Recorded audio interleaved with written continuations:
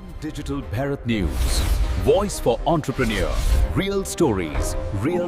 जैसा कि आप लोग जानते हैं सीए यानी चार्टर्ड अकाउंटेंट देश को खड़ा होने के लिए जो है फाइनेंस का बहुत ज़्यादा जरूरत पड़ता है। उसी प्रकार जो है देश को मजबूत बनाने के लिए सीए लोगों का जो है बहुत बड़ा योगदान है। देश का प्रोग्रेस में, देश का जो है योगदान में, देश का जो है ग्रोथ में सीए का आज के डेट में बहुत बड़ा योगदान रहा है और रहेगा। और आने वाला टाइम में एआई भी इनको रिप्लेस नहीं कर सकता है, बल्कि जो है सीए रिप्लेस कर देंगे लेकिन एआई रिप्लेस नहीं कर सकता है। ऐसे शख्स आज हमारे बीच में मौजूद है। मैं इनसे एक बार जानने की चर्चा करता हूँ कि आज इनका जो है क्या बिजनेस है। जी, मेरा नाम इंतखाब आलम है। मैं प्रैक्टिसिंग सीए हूँ कोलकाता में। तो जैसे कि हम लोग ट्रेडिशनल जो सीए काम करते हैं, हम लोग के as an audience, as a citizen of India, हम लोग को ये लगता है कि हम सीए का रोल सिर्फ जीएसटी फाइलिंग करना है, रिटर्न फाइलिंग करना। नहीं, ऐसा नहीं है। हम लोग उसके बियॉन्ड है। वो तो क्लरिकल चीज़ है जो हो जाएंगी। उसके बियॉन्ड क्या है, क्या चीज़ आप ला कर दे रहे हो उनको टेबल में। कैपिटल स्ट्रक्चरिंग, जो बड़े बड़े पीडब्ल्यूसी डिलाइट फर्म क्या करते हैं, मैनेजमेंट कंसल्टिंग देते हैं, जिनका 100 CR 500 CR का टर्नओवर है, उससे ज़्यादा मिनिमम बता रहा हूँ।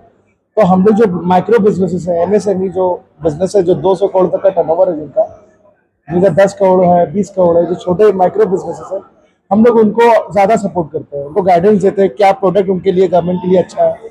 जैसे हम लोग उनको गवर्नमेंट फंडिंग में सपोर्ट करते हैं, उनको गाइडेंस देते हैं, जिसमें उसमें अनसिक्योर्ड है तो उनको कैसे 5 CR का अनसिक्योर्ड लोन उनको मिल सकता है विदाउट एनी कोलैटरल। तो उसमें हम लोग सपोर्ट करते हैं, उनका स्केलेबिलिटी पे करते हैं सपोर्ट, वो कैसे स्केल अप करेंगे। तो ये सारी चीज़ें हैं जो हम लोग बिजनेसेस से अटैच होकर करते हैं, apart from the traditional ITR GST filing. ये सब सारी चीज़ें होती रहेंगी, वो एक दिन का काम है। मुझे जहाँ तक, मैं जितना दिन से मैं प्रैक्टिस किया हूँ, मुझे ये लगता है ये चीज़ें मैं एक बिजनेस का अगर फाइनेंशियल्स लेके बैठूँ, मैं एक दिन में सब कर लूंगा। आपका नाम क्या है और फर्म का क्या नाम? मेरा नाम इंतखाब आलम है। मेरा फर्म का नाम IAN कंपनी है। तो मैं बिजनेसेस को यहाँ पे जैसे बिजनेसेस हैं, मैं उनको सपोर्ट कर रहा हूँ। MSME जो बिजनेसेस हैं कि उनको जो गैप है, एक एडवाइजरी जो गैप है कि आप कौन से प्रोडक्ट लेने से आपका सही रहेगा, गवर्नमेंट आपको क्या प्रोडक्ट देगी जो आपको अवेल करना चाहिए, क्या लाइसेंसिंग है, क्या चीज़ है। तो ये चीज़ में अभी लैक कर रहे हैं माइक्रो बिजनेसेस, मैं उनको ये अपलिफ्ट कर रहा हूँ। क्या क्या चैलेंजेस आ रहा है आपके बिजनेस को?